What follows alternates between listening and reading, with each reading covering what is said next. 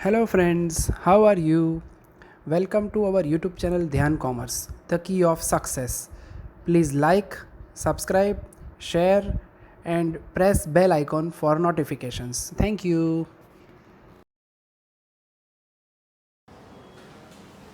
जय माता the students. Decision theory में दूसरा जो हिस्सा है जिसके अंदर हमारे दो कॉन्सेप्ट है। पहला है एक्सपेक्टेड मॉनेटरी वैल्यू,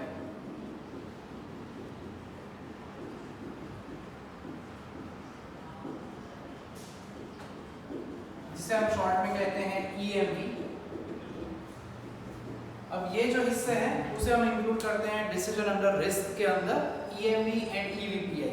तो वो दो पार्ट से रिलेटेड एग्जांपल्स का सेशन है वो हम ऑब्जर्व कर रहे हैं यहाँ पे फिलहाल।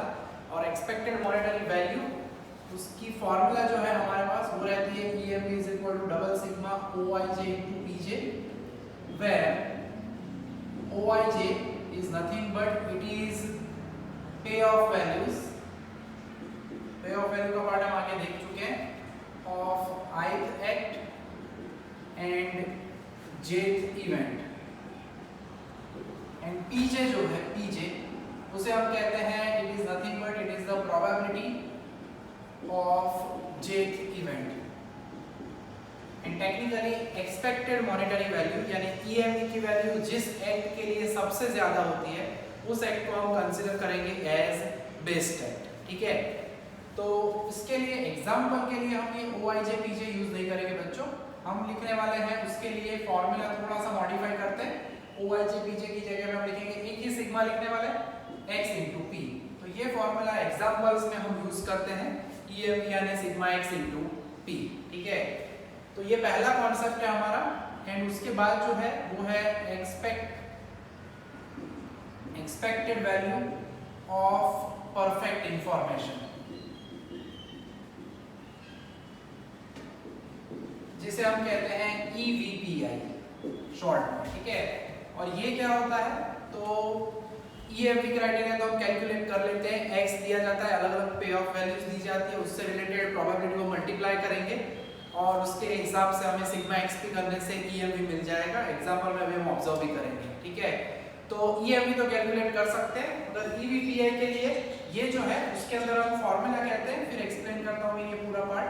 EVPI is nothing but EPPI minus maximum EMV। यानी हम कैलकुलेशन में मैक्सिमम EMV ढूंढ लेंगे। व्हाट इज EPPI, तो वो जो है अभी एग्जांपल में हम देखने वाले हैं, मगर उसका फुल फॉर्म जरूर समझ लेते हैं। तो उसे कहा जाता है expected profit with perfect information. ठीक है, यानी इसके लिए हम कहते हैं कोई ऐसी एजेंसी या कोई अगर ऐसा पर्सन मिल जाए जो हमारे प्रॉफिट को बढ़ा सकते हैं या कैलकुलेशन ऐसे करें कि जिससे हमने जो कैलकुलेशन की है अकॉर्डिंग टू EMV उससे ज्यादा अगर कैलकुलेशन करके वो हमें प्रॉफिट दिखाते हैं, तो वो जो वैल्यू है उसे कहा जाता है expected profit of perfect information. और amount difference between these two amount, यानी जो भी पर्सन हमें एस्टिमेट करके बताएगा कि आपका एडिशनल प्रॉफिट कितना है, वो एडिशनल प्रॉफिट के लिए वो हमारे पास कुछ अमाउंट लेंगे। ठीक है, तो जो अमाउंट हमें उस एडिशनल इंफॉर्मेशन के लिए प्रोवाइड करनी पड़ती है पर्सन को, उस अमाउंट को कहा जाता है EVPI यानी expected value of perfect information. ठीक है, तो अब देखते हैं हम इससे रिलेटेड एक एग्जांपल जिसमें हमें इन दोनों का हिस्सा जो है वो यूज करना है।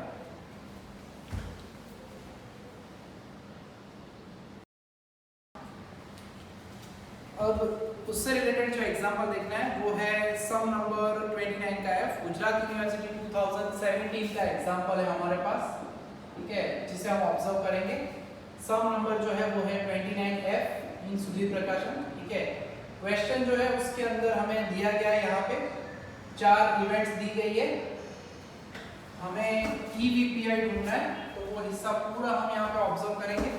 सबसे पहले तो उन्होंने जो डेटा दिया हुआ है वो मैं यहाँ पे लिख देता हूँ। सो इवेंट्स हमारे पास है E1, E2, E3 and E4। 4 events दी गई है हमें। Then probabilities are also given. पहले हम EMV कैसे ढूंढना है वो ऑब्जर्व करेंगे एंड देन EVPI। स्ट्रेटेजीज दी गई है, जैसे कि हम आगे डिस्कस कर चुके हैं। स्ट्रेटेजी कहते हैं या या तो एक्ट कहते हैं हम, ठीक है। तो 4 स्ट्रेटेजीज है हमारे पास, A, B, C and D. And as we can observe that, थोड़ा सा यहाँ पे फॉर्मेटिंग समझाऊंगा मैं। जो वैल्यू उन्होंने क्वेश्चन में दी है वो है 0, 12, 10 एंड 10। देन बी के लिए वैल्यू दी है 15, 0, 20, 20। देन सी के लिए 10, 20, 30, 30 एंड 0, 5, 30 एंड 40। अब इतना क्वेश्चन दिया गया है, जो वैल्यूज दी गई है ये वैल्यू है वो हमारा प्रॉफिट है या नेचुरली माइनस हो तो लॉस, उन्हें हम एक्स कहते हैं, pay off value. Formatting wise O wise हम कह रहे थे, तो इसे अगर कहना चाहे तो O11 कह सकते हैं, फर्स्ट रो फर्स्ट कॉलम। इसे हम कह सकते हैं first row second column and so on, मगर हम नोटेशन यूज करेंगे XP वाला, ठीक है। एंड हमें चाहिए EMV की वैल्यू। खास याद रखना बच्चों, प्रोबेबिलिटी का टोटल 1 होना चाहिए, 0.42, 1 एंड 3 टोटल 1 होता है। हमें चाहिए x into p। तो हर हिस्से में आपको क्वेश्चन के अलावा एक एक कॉलम बनानी पड़ेगी x into p वाली, ठीक है। और मल्टीप्लाई हम करते हैं तो पहला हिस्सा होगा 0, then this is 4.8, this is 1 and this is 3। तो टोटल करते हैं तो it is 8.8, ठीक है। कैलकुलेटर आप टैली कर सकते हो। So this is 3, 0, 2 and 6। इसका आंसर होगा 11। देन प्रोबेबिलिटी कॉमन ही दी गई है, हर एक को आपको p के साथ मल्टीप्लाई करना है। So this is 2, 8, 3 and 9। So this is 22, ठीक है। तो EMV जो हम कह रहे थे, expected monetary value, that is x into p। Example wise हम कह रहे हैं। So this is 0, this is 2, 3 and 12। तो ये हमें मिल रहा है 17, ठीक है। तो कैलकुलेशन तो हम कर चुके हैं। बेस्ट एक्ट पूछा जाए तो हम कह सकते हैं जिसकी मैक्सिमम वैल्यू हो उसे कहा जाता है बेस्ट एक्ट। तो हम कह सकते हैं here maximum EMV is equal to 22 for strategy नाम यूज करना है। अगर एग्जाम्पल में एक्ट लिखा हो तो एक्ट लिखना।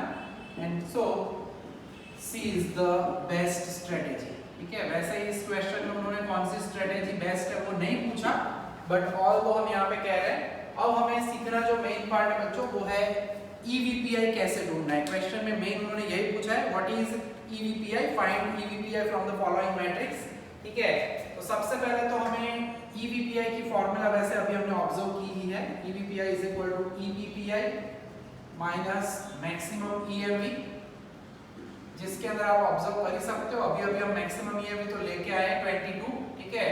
तो वो तो आंसर आ गया। अब हमें ढूंढना होगा EPPI। तो व्हाट शुड बी EPPI, वो कैसे ढूंढा जाए, ठीक है। सिचुएशन चाहे कैसी भी हो, सिचुएशन का मीनिंग एक्सटर्नल कंडीशंस। आपको याद ही होगा, आगे वाले लेक्चर्स में हम देख चुके हैं कि इवेंट्स और स्टेट्स ऑफ नेचर का मीनिंग हमने बताया था, ठीक है। The external conditions which are not in the control of the decision maker are known as events और स्टेट्स ऑफ नेचर। तो सिचुएशन हमारे कंट्रोल में नहीं होती है, उसमें EPPI के लिए करना क्या है, उसमें सबसे मैक्सिमम प्रॉफिट 0, 15, 10 एंड 0। प्रॉफिट की वैल्यू यानी x आपको ऑब्जर्व करना है 15। दूसरी रो में मैक्सिमम कौन है, 12, 0, 20 एंड 5 यानी 20। हमें क्या मैक्सिमम ऑब्जर्व करना है, x की वैल्यू यानी पे ऑफ वैल्यूज। थर्ड के अंदर मैक्सिमम है, दो जगह पे है, टेंशन नहीं करना है, हमें मैक्सिमम वैल्यू ही लेनी है। तो लिखेंगे तो हम एक बार 30, 30 है, नो प्रॉब्लम, वो समझाता हूं बाद में। नेक्स्ट 10, 20, 30 एंड 40, यानी रो वाइज सबसे बड़ी जो वैल्यू है उसे आपको मल्टीप्लाई करना है प्रोबेबिलिटी के साथ, सॉरी। सो पहले में 15 है, सो 15 into 0.2। अब मल्टीप्लिकेशन की जरूरत नहीं है क्योंकि उसका आंसर हमारे पास बाजू में है, होता ही है। सेकंड में 20 के साथ क्या मल्टीप्लाई करना है, 20 into 0.4। अब चाहो तो सीधा उसका XP ले सकते हो। थर्ड के अंदर 30 दो बार है, बट मैक्सिमम वैल्यू तो 30 ही लेंगे। अगर प्रोबेबिलिटी के साथ मल्टीप्लाई करते हो तो दोनों में आंसर 3 ही आने वाला है, यानी एक बार लिखना है। हर एक रो के हिसाब से, इवेंट के हिसाब से हमें x into b करना है, ठीक है। लास्ट में 40 है, 40 into 0.3, यानी अल्टीमेटली अगर कहते हैं तो पहले का आंसर हमारे पास रेडी है 3, then 8, then 3 and then 12। तो अल्टीमेटली अगर हम कहते हैं बच्चों तो EPPI का टोटल आंसर हमें मिलेगा 26, ठीक है। और ये 26 रख देते हैं तो expected value of perfect information अगर आपको ढूंढना है तो 26 माइनस 22 यानी 4, ठीक है। यहाँ पे यूनिट में लिखा है 4 रुपीज है, 4000 है, 4 लाख है या 4 करोड़ है, ठीक है, कुछ भी हो सकता है। तो expected value of perfect information यानी जो भी एजेंसी या पर्सन आपका प्रॉफिट एडिशनल प्रॉफिट एस्टिमेट करने में आपको हेल्प करता है उसको आप कितनी अमाउंट पे कर सकते हो, तो मैक्सिमम यहाँ पे जो आंसर आता है उतनी अमाउंट आप पे कर सकते हो, ठीक है। तो एकदम पहला बेसिक एग्जांपल था जिसमें हमारे पास ये प्रॉफिट का डेटा दिया गया था x की वैल्यू। अब एक सम ऐसा देखने वाले हैं जिसके अंदर प्रॉफिट जो है x भी नहीं दिया होगा, खाली हमारे पास प्रोबेबिलिटी हो और इवेंट्स हो, ठीक है। तो उससे रिलेटेड कैसे कैलकुलेशन की जाए वो हम देखेंगे नेक्स्ट एग्जाम्पल में, जो कि बहुत ही इंपॉर्टेंट रहता है एग्जाम पॉइंट ऑफ व्यू से, ठीक है।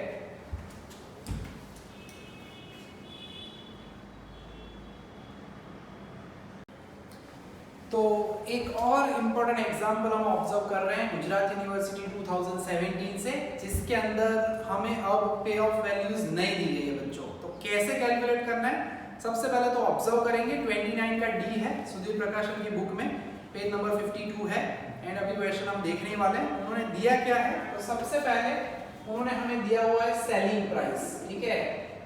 क्वेश्चन जो है उसमें हमें बताया गया है that selling price of a unit of a commodity is ₹15, selling price हमें दी गई है ₹15, ठीक है।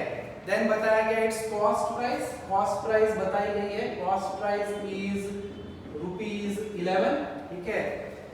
अब हमें अल्टीमेटली करना क्या होगा, हमें per unit profit and loss का एस्टिमेशन करना होगा। फिलहाल हमें पता है cost price selling price ready है, तो we can get our profit per unit, यानी प्रॉफिट होगा एक्जैक्टली 15 माइनस 11 यानी ₹4 पर यूनिट, ठीक है। ये सभी चीजें पर यूनिट है, सभी में मैं लिख नहीं रहा, मगर जो मेन डिटेल है उसमें मैं मेंशन कर रहा हूँ ब्रैकेट में, ठीक है, ओके। फिर कभी कभी चीजें ऐसी होती है जिसे हम रिटर्न नहीं कर सकते, तो उसमें अनसोल्ड आइटम्स बिकम्स वर्थलेस, तब लॉस जो है एक्जैक्टली कॉस्ट प्राइस जितना होगा। बट इस सम के अंदर उन्होंने मेंशन किया है that the unsold items can be return at ₹8, ठीक है। तो सेंटेंस ऐसा मेंशन किया जाए तो लिखना चाहिए the unsold items can be return at ₹8, यानी हमारा वैसे तो लॉस टोटल हो जाता अगर रिटर्न नहीं जाती प्रोडक्ट, 8 रुपए नहीं मिलते तो 11 रुपए का लॉस होता एक्जैक्टली कॉस्ट प्राइस जितना। बट एज यहाँ पे हम वापस दे रहे हैं, प्रोडक्ट नहीं बिक गई तो वापस दी तो 8 रुपए मिल रहे हैं, मगर पूरे 11 नहीं मिल रहे, यानी 11 में परचेज की हुई चीज आपको वापस उन्हीं को देनी है 8 रुपए में, यानी फिर भी आपको 3 रुपए का लॉस होगा, ठीक है। तो लॉस की वैसे फॉर्मूला नहीं लिख सकते हम यहाँ पे that cost price minus returned price, ऐसा कोई वर्ड नहीं मेंशन करते, बट अल्टीमेटली हमारे पास यहाँ पे लॉस तो आ चुका है। पर यूनिट हमें ये खास याद रखना है, क्योंकि इस सम के अंदर आप देख सकते हो क्वेश्चन के अंदर उन्होंने टेबल दिया है, उसमें 2 ही चीजें हैं, डिमांड है एंड प्रोबेबिलिटी है, ठीक है। तो टेबल अब हमें बनाना तो उसी तरह से है जिस तरह से आगे हम कर रहे हैं काम पूरा। तो अगर आप प्रॉफिट एंड लॉस का इस्तेमाल करके डिमांड के हिसाब से हम पूरे टेबल को सेट करेंगे। एक्स हमें ढूंढना होगा, जैसे लास्ट एग्जाम्पल में रेडी था वैसे यहाँ पे नहीं है। उन्होंने दिया क्या है, तो हमारे पास डिमांड रेडी है, डिमांड में उन्होंने दी गई है वैल्यू 10, देन हमें दिया हुआ है 15, 20, 25 एंड 30, ठीक है। डिमांड का डेटा हमारे पास इतना है। अब एज अ बिजनेसमैन आगे वाले एग्जांपल्स में तो आपके पास डेटा रेडी था, यानी स्ट्रेटेजी एंड इवेंट्स ऐसा लिखा हुआ था। प्रोबेबिलिटी जरूर दी है उन्होंने हमें,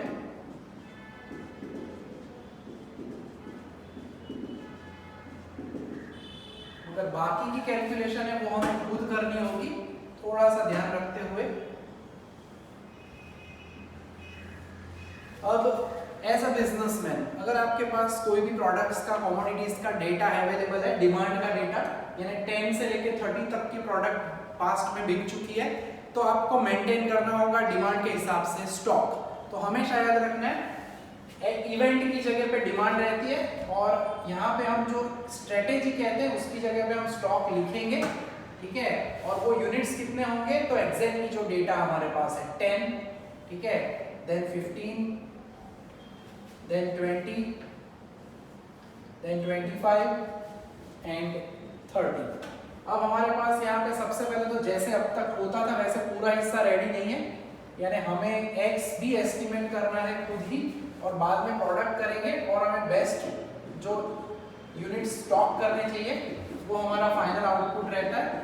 पूरा क्वेश्चन अभी हम ऑब्जर्व कर लेते हैं बच्चों। देखो क्वेश्चन में लास्ट में बोला गया है determine how many units of an item is beneficial to keep by the seller, ठीक है, एज पर ईएमवी। ना बताया जाए तो भी हमारे पास कोई ऑप्शन नहीं है, हम ईएमवी का ही इस्तेमाल करते हैं यहाँ पे, ठीक है। सबसे पहले तो प्रैक्टिकल कॉन्सेप्ट है, बिजनेसमैन माइंड से सोचना है। मैंने 10 यूनिट्स का स्टॉक रखा हुआ है, एक यूनिट अगर मैं परचेस करता हूँ 11 रुपए में, 15 में बेच देता हूँ, डिमांड है अगर तो मुझे 4 रुपए मिलेंगे। अब यहाँ पे 10 यूनिट का स्टॉक है, डिमांड है कितने यूनिट की, 10 यूनिट्स। 10 मैंने चीजें परचेस की हुई है और 10 की 10 बिक जाती है, तो एक यूनिट का प्रॉफिट होगा 4 रुपए, ठीक है। यानी 10 यूनिट का प्रॉफिट कितना होने वाला है, 40 रुपए, ठीक है, 40 रुपीस। रेगुलर सिस्टम है, एकदम बेसिक कॉन्सेप्ट है। डिमांड कम होती है, स्टॉक ज्यादा होता है, देन द बिजनेसमैन जो है, बिजनेसमैन विल सफर लॉस। उसको लॉस तभी होगा जब स्टॉक बढ़ जाए, डिमांड कम हो जाए, क्योंकि स्टॉक ज्यादा होगा तो उसे प्रोडक्ट जो है रिटर्न करनी पड़ेगी और 3 रुपए पर यूनिट उनको लॉस होगा।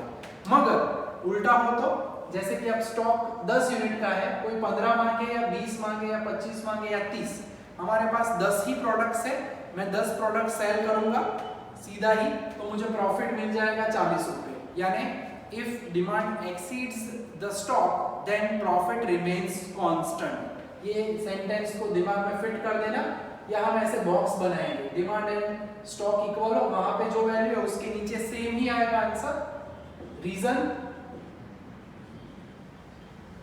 स्टॉक फिक्स है, डिमांड बढ़ रही है, ठीक है। ऐसी सिचुएशन में मोनोपोली कही जाती है, कभी कभी डिमांड ज्यादा हो जाए और स्टॉक कम होता हो, ठीक है। तो लॉस कब होगा, देखो अब बताता हूँ लॉस के लिए। अब आपके पास 15 यूनिट है और डिमांड खाली 10 यूनिट की है बच्चों, यानी आप 10 ही बेच पाओगे क्योंकि 10 ही प्रोडक्ट खरीदने के लिए लोग आए हैं, तो 10 तो हम बेच ही देंगे नेचुरली, यानी 10 का प्रॉफिट पर यूनिट के हिसाब से होगा 40 रुपीस, ठीक है। ये कैलकुलेशन आप रफ में भी कर सकते हो जो मैं नीचे लिख रहा हूँ। और बचे कितने यूनिट से, 15 में से आप 10 बेच पा रहे हो, 5 यूनिट पड़े रहेंगे, 5 यूनिट्स अनसोल्ड, तो 5 के लिए लॉस क्या होगा, 5 3 यानी 15, ठीक है। तो अल्टीमेटली 40 माइनस 15 आप करते हो तो फिर भी आपको प्रॉफिट क्या मिलेगा, 25 मिलेगा, ठीक है। तो पूरा अगर प्रॉपर फॉर्मेटिंग में अगर हम काम करते हैं तो आपको याद रखना है स्टॉक ज्यादा है, डिमांड कम है, then we will suffer with the loss, ठीक है। फिर अभी मैं शॉर्टकट भी बताने वाला हूँ इस कॉलम के बाद कि आप कैसे सम को बहुत ही फटाफट और इजीली कर सकते हैं। यहाँ पे आते हैं, बॉक्स क्यों बना है, 15 के सामने 15 है, ठीक है, यानी स्टॉक एंड डिमांड इक्वल है, एक यूनिट का प्रॉफिट 4 रुपए है, तो 15 यूनिट का प्रॉफिट कितना होगा, तो 15 4 60।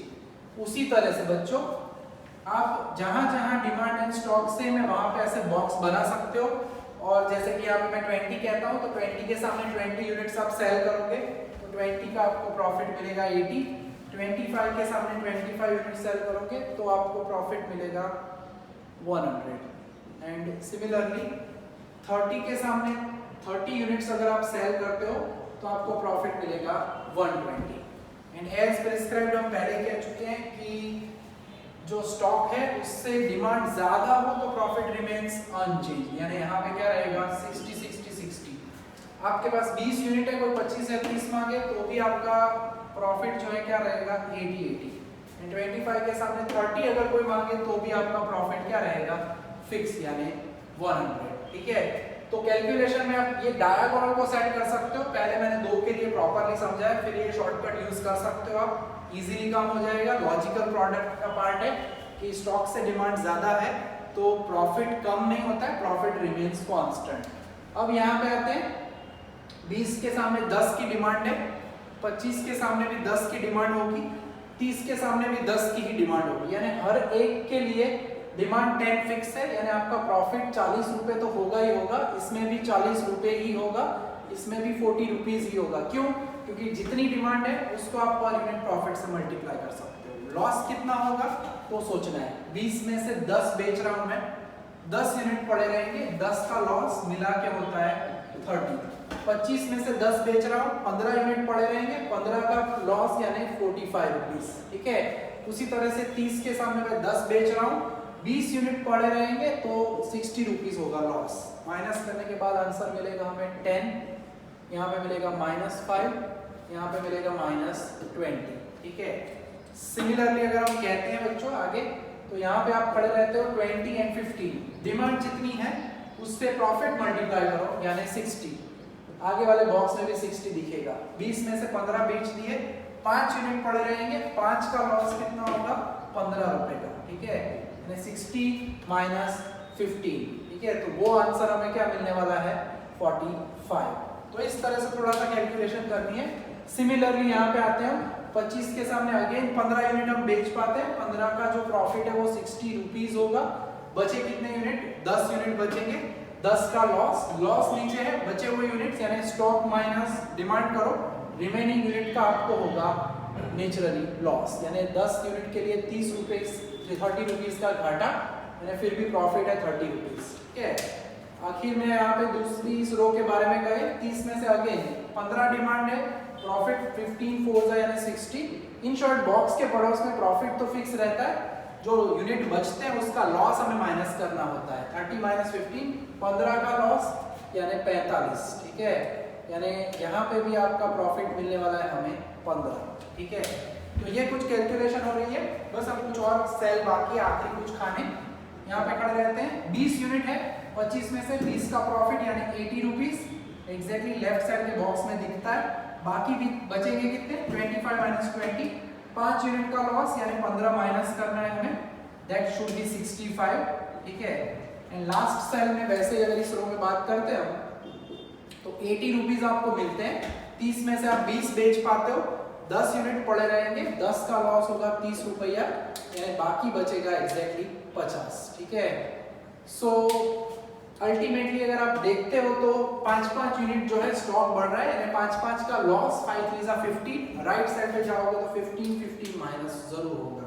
तो आखिरी बात कर लेते हैं यहाँ पे इस सेल की, फिर हमें ईएमवी ढूंढना होगा। 25 यूनिट की डिमांड है, 25 को हम मल्टीप्लाई करेंगे 4 के साथ यानी 100, जो कि आप यहाँ पे बॉक्स में भी देख सकते हो। और यूनिट्स कितने बाकी रहे 30 माइनस 25, 5 का लॉस होगा अगेन 15, यानी यहाँ पे हमें जो प्रॉफिट मिल रहा है वो होगा 85। ठीक है, तो ये हमारा टेबल जनरेट हो गया बच्चों। खास ध्यान रखना है, शॉर्टकट अगर मैं कहना चाहूँ तो आप डायगोनली जा सकते हो, पर यूनिट प्रॉफिट को मल्टीप्लाई करना है, जहाँ पे डिमांड सब और स्टॉक सेम है लिख लो, नीचे सेम रहेगा। मैंने समझाया पूरा, नीचे क्योंकि डिमांड बढ़ रही है, स्टॉक तो फिक्स है, उस वजह से नीचे बॉक्स के नीचे जो आंसर्स है वो सेम रहते हैं, और बाकी कैलकुलेशन तो टर्म बाय टर्म आपको करनी पड़ेगी। ठीक है, और अब जो हमें करना है वो है थोड़ा सा कैलकुलेशन का काम, ज्यादातर वैसे इजीली हम कर ही सकते हैं। So this is 4 12 12 8 and 4। तो ये पहला आंसर हमें मिल रहा है 40 EMV sigma x into P. ठीक है, दूसरे के अंदर हम जाते हैं। So this is 2.5,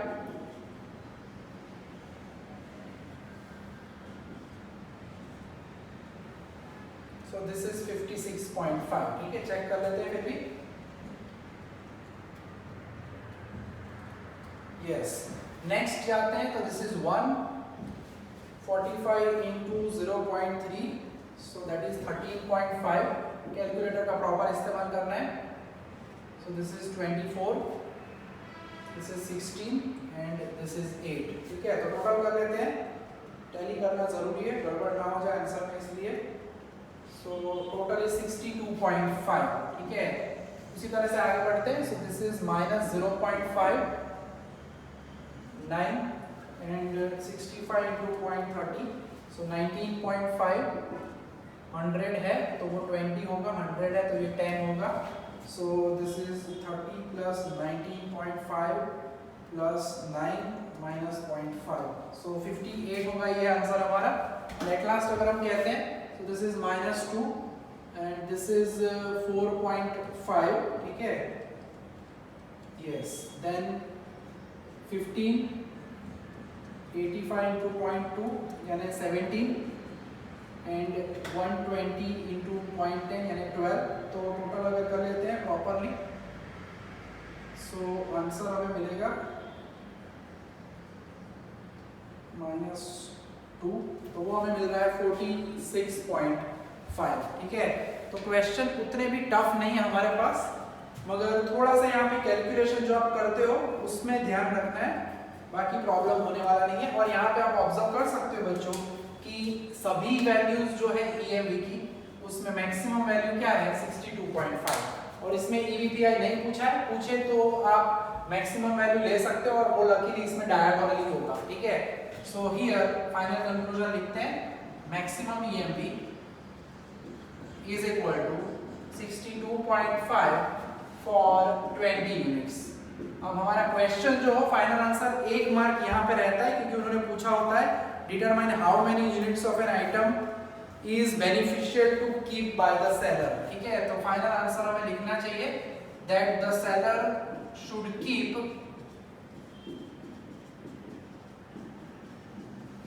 20 units. ठीक है, तो फाइनल में आपको ये आंसर लिखना जरूरी होता है। तो ये हमारा पूरा बहुत ही इंपॉर्टेंट एग्जाम्पल हो जाता है 7 मार्क्स तक का। ठीक है, तो पूछा जाता भी है, और अच्छे से प्रैक्टिस करिएगा 2-3 साल की, तो पूरा अच्छे से ये सेक्शन क्लियर हो जाएगा। ठीक है, तो ऑलमोस्ट आज के सेक्शन में हमने EMV EVPI का पार्ट ऑब्जर्व किया है। आगे वाले सेक्शंस जो थे, लेक्चर था, उसके अंदर हमने प्रिंसिपल्स देखे थे, डिसीजन अंडर अनसर्टेनिटी। आज का जो पूरा सेशन हमने देखा उसके अंदर हमने देखा डिसीजन अंडर रिस्क, जिसमें EMV एंड EVPI को इंक्लूड किया जाता है। ठीक है, तो समझ में आपको आ भी गया होगा। कुछ डाउट हो तो आप कमेंट कर सकते हो, बता सकते हो श्योरली। ठीक है, हम आपके डाउट को श्योरली क्लियर करेंगे। ठीक है, यहाँ तक का काम रखने वाले हैं हमारे आज के सेशन में। जय Mata ji, thank you and take care.